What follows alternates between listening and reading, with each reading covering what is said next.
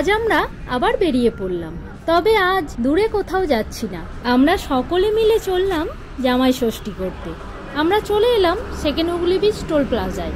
এবছর ষষ্ঠীতে ছুটি না থাকায় স্কুল অফিস শেষে আমরা আগের দিনই বেরিয়ে পড়েছিলাম ষষ্ঠী করতে। সাউথ কলকাতায় আমাদের বাড়ি থেকে দেবীপুরে আমার বাড়ির ডিস্টেন্স প্রায় 110 কিলোমিটার। পৌঁছাতে আমাদের প্রায় সন্ধে হয়ে যাবে। আজ ইভিনিং স্ন্যাক্সটা আমরা দুর্গাপুর এক্সপ্রেসওয়ের ধারে অবস্থিত হাইওয়ে মির্চিতে করব। এই সামনের বাঁদিকের রাস্তাটা চলে যাচ্ছে কোলাঘাটের দিকে, আমরা সোজা এগিয়ে যাব।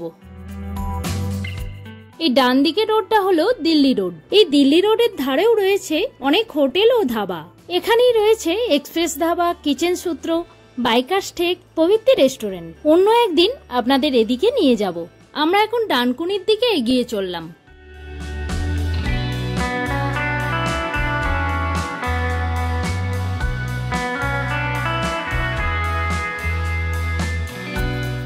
ডানকুনি টোল প্লাজার ঠিক আগেই বাঁদিকে যে রাস্তাটা চলে যাচ্ছে এটা আরামবাগের দিকে যাচ্ছে। চলে এলাম ডানকুনি টোল প্লাজায়। এখানে কারের জন্য 75 টাকা টোল লাগে, আর যদি 24 ঘন্টার মধ্যে রিটার্ন জার্নি করেন তাহলে 120 টাকা লাগবে। NH2 এর চারিদিকে এখনো প্রচুর কাজ চলছে, জায়গায় জায়গায় প্রচুর ডাইভারশন রয়েছে। তবে যে হারে কাজ চলছে আশা করা যায় খুব শীঘ্রই কাজ শেষ হয়ে যাবে।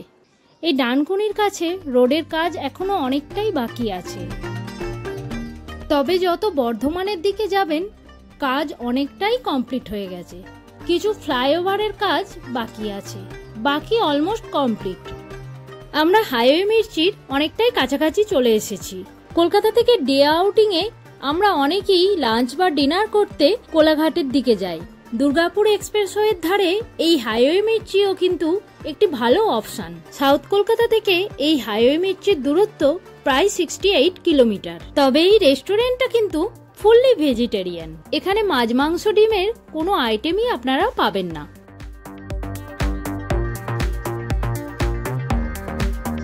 আমরা চলে এলাম হাইওয়ে মির্চিতে। অনেক বড় এই রেস্টুরেন্টটা, এখানে থাকারও ব্যবস্থা রয়েছে। রেস্টুরেন্টের বাইরে গাড়ি পার্কিং এর সুব্যবস্থা রয়েছে। এখন সন্ধে প্রায় হয়ে এসেছে, চারিদিকের পরিবেশটা খুবই মনোরম। আমরা এখানে টুকটাক ইভিনিং স্ন্যাক্স খাবো। হুগলি জেলার দাঁতপুরে এই রেস্টুরেন্টটি অবস্থিত।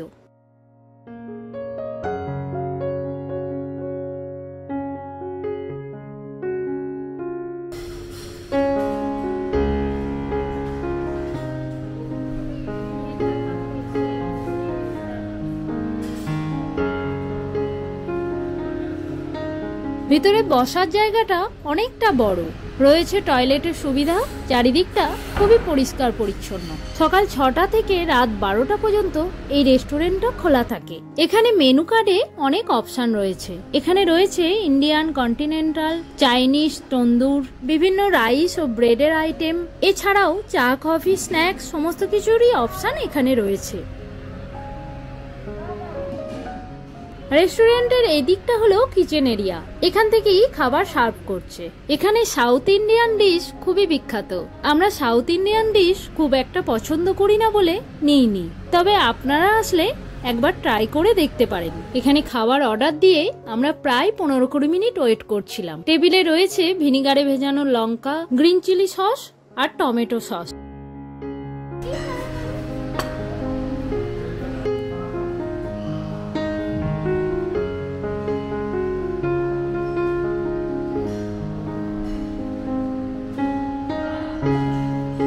দেখতে দেখতে আমাদের অর্ডার চলে এলো।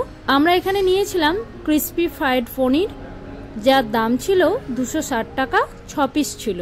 এটা মেয়োনিজ ও স্যালাড দিয়ে গার্নিশ করে দিয়েছিল। এখানকার স্টাফদের বিহেভিয়ার খুবই ভালো, ওনারাই আমাদের সার্ভ করে দিচ্ছিলেন। এখানে কিন্তু রান্নায় পেঁয়াজ রসুনের ব্যবহার হয়। সাধারণত আমরা বাঙালিরা পেঁয়াজ রসুনকে আমিষ পদ হিসাবেই ধরে থাকি।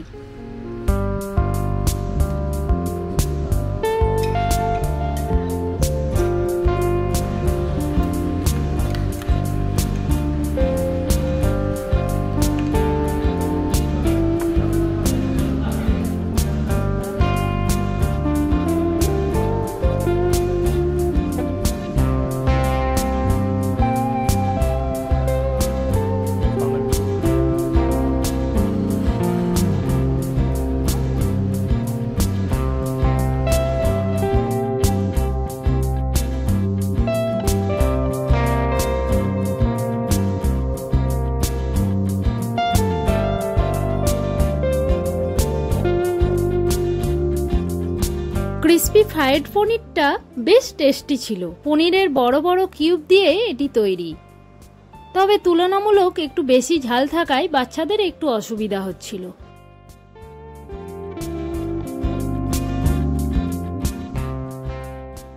আমরা এখানে নিয়েছিলাম ভেজ হাক্কা নুডলস। এর দাম ছিল 160 টাকা। এখানে অনেক ভেজিটেবল ছিল আর সব আইটেমই খুব ফ্রেশ। নুডলসটা কম স্পাইসি ও হেলদি হওয়ায় বাচ্চারাও খুব এনজয় করে খাচ্ছিল।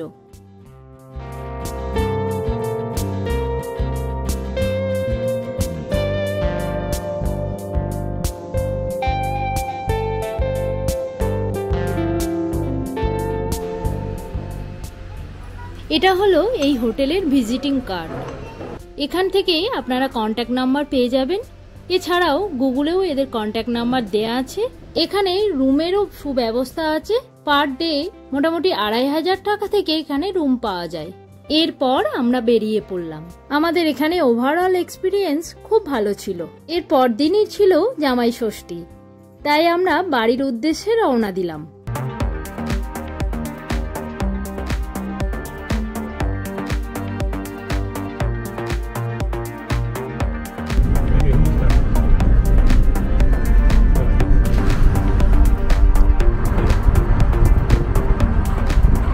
এই NH2-তে হাইওয়ে মির্চি ছাড়াও আরও রয়েছে হোটেল নবান্ন, সুইট বাউল, হিন্দুস্তান হোটেল, আজাদ হিন্দ ধাবা প্রভৃতি।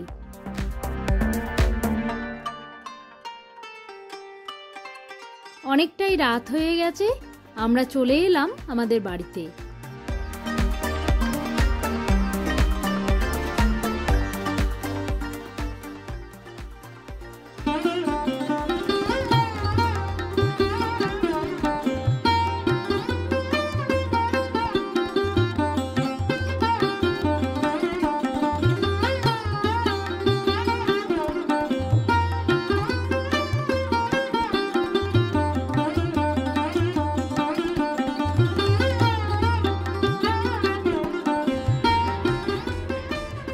আজ হলো জামাই ষষ্ঠী।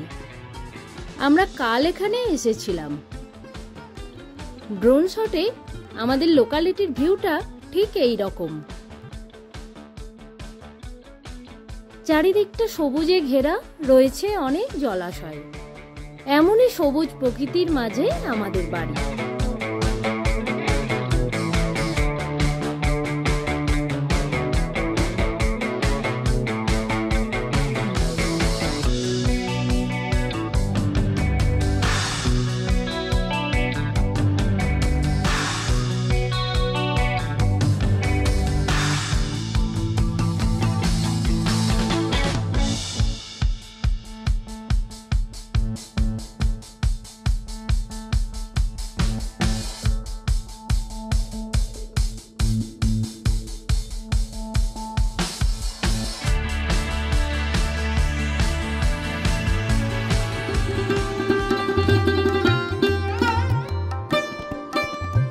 আমাদের জামাই আজ সেজে গুজে রেডি।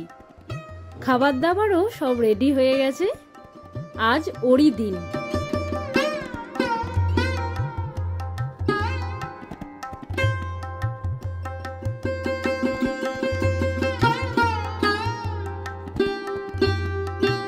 এখন ষষ্ঠীর ফোঁটা পর্ব চলছে। শাশুড়ি মা তার জামাইকে ফোঁটা দিচ্ছেন। একদম দারুণ, একদম ফাটাফাটি। এটা হচ্ছে দই, সঙ্গে রয়েছে চিড়ে, আর রয়েছে কলা। এই যে কলা, সঙ্গে রয়েছে আম।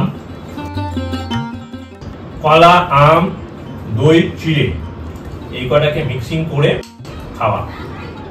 জামাই ষষ্ঠী এটাই হচ্ছে মেন। সুন্দর রয়েছে রং বেরঙের মিষ্টি, নানান রকমের ফল।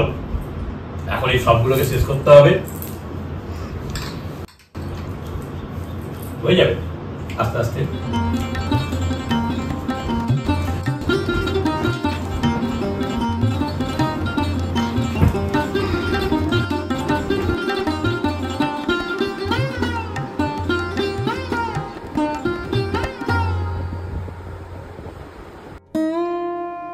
ফলাহার পর্ব শেষে এবার জামাইয়ের লাঞ্চের প্রস্তুতি চলছে।